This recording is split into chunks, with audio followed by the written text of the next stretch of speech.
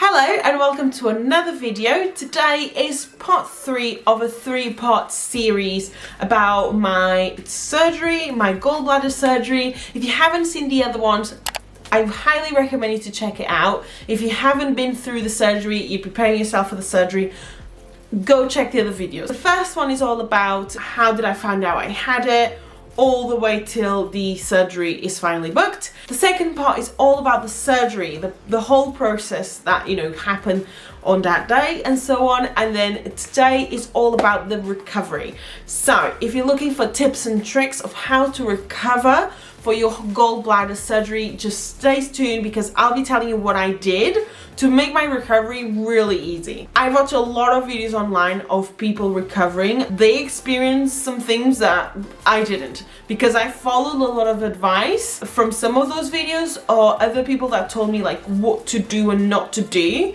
so that the recovery is as smooth as possible. My last video finished with me leaving the hospital to get back home. So getting back home, it was really hard to get out of the car, okay? The longer I stayed in the car for, the more pain I would feel. It's like doing planks. You know when you're doing planks and like this whole area starts hurting, like your abs starts hurting a lot and you start trembling?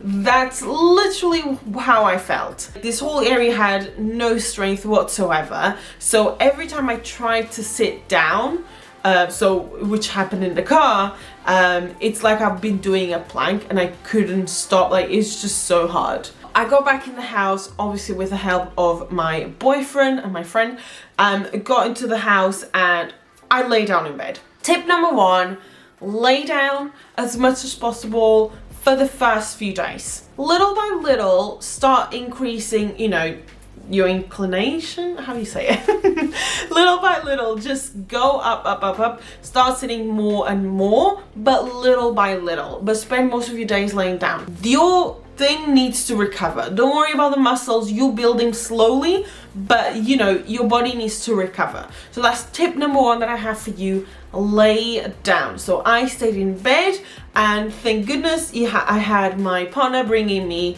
food and drinks whenever I needed. He helped me the trips to the toilet to start with. I know it sounds very weird, but he just helped me get there, okay, to make sure I didn't fall on my first day.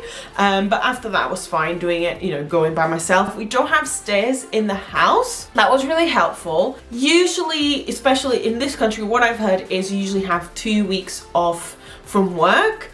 And if after those 2 weeks you're still not fully recovered, then they might extend that period, but it's usually 2 weeks, and I think that was enough for me. Tip number 2 is take the pills that the doctor give you, okay? So the doctor gave me painkillers for the first couple of days, and I took it. All right, take it. I don't like take medicine. I don't like take painkillers.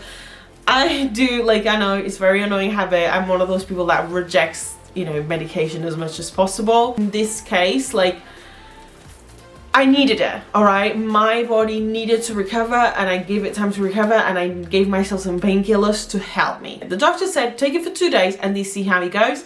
After those 2 days, I didn't take anything else and I was absolutely fine. But listen to yourself and listen to your body. You will know what to do. As I said, I stayed in bed most of the time laying down. So tip number 3 is prepare for the surgery. All right, so I cleaned the whole house. I know I have my boyfriend, I know he can tidy up and there's all the dishes and stuff, blah blah, yes, but I want to make sure I knew, because it's just him now doing everything, so I want to make sure I knew peace of mind. I can just lay down, everything is done. So everything was done. I just lay down, I got my Netflix because I got my laptop with me all the time, got a book. So I've actually ordered the Harry Potter thing. I've read Harry Potter when I was younger and I wanted the books again, so I've got them. So I've actually read the books while recovering from the surgery. Tip number 4 goes with tip number 3. Prepare, but your meals, okay? This is the most crucial tip that I could give you for your recovery. The amount of videos that I've watched that people eat whatever they feel like during recovery, or they still eat very fat food, salads and fruits and all of that, those people then mention that they puked, or they puked bile, or they puked green, or whatever it is, and they had a lot of stomach problems still within the first few weeks. Avoid all of that by eating plain food. This is the biggest tip I could give you. This was advice that was given to me by doctors, and this was advice that was given to me by family members and people that I know that have done the surgery before. This really helped my recovery, I do believe. Like, your body doesn't know how to process food without your gallbladder, right? You give it time to adapt. Slowly introduce the fat foods again. Slowly introduce the salads and the tomatoes and the vegetables and all that stuff, okay? Slowly. This is a recovery process, okay? It's very important that you understand this. I've bought a lot of chicken breasts, okay? And I've cut them in like really like, because I wouldn't eat like a whole breast, so I cut them in small pieces, like thin, so like a chicken steak or chicken fillet or whatever you want to call it. Cut it in like tiny pieces and stuff, right? Got that ready. So then my boyfriend only had to do is every day he either boils the chicken or he grills it, but with just salt to start with, okay? And plain pasta or plain rice. It sounds gross. I know. But it was much needed, all right? Much needed. So every day I eat like toast with nothing to start with. I know, a bit gross. That was like the hardest part. Or plain biscuits. Then later on it was plain biscuits. My first couple of days was plain toast for breakfast, chicken breast with pasta or chicken breast with rice, everything plain. Started with that for the first few days. Then gradually my boyfriend started cooking with a bit of olive oil, a bit of garlic, you know, still plain, but little by little bit. Then we started cooking other parts of the chicken, so chicken with like skin. Cook it with the pasta or with the rice, everything in the same pot. So you start cooking the chicken, then you add the pasta or the rice when the chicken's almost cooked, because that will have the fat. You will have more like stuff that will be harder for you to digest. But you've been gradually doing these things. I also ate yogurts as well, slowly.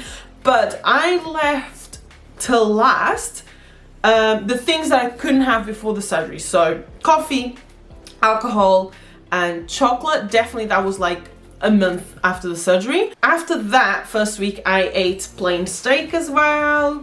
Then I started adding like condiments to my food other than salt and garlic, and I started like eating more and more stuff, and then slowly, but this is all cooked food, and then after those 2 weeks I was eating salad again and I was eating fruit again. After the first week I was also eating cooked vegetables as well, okay?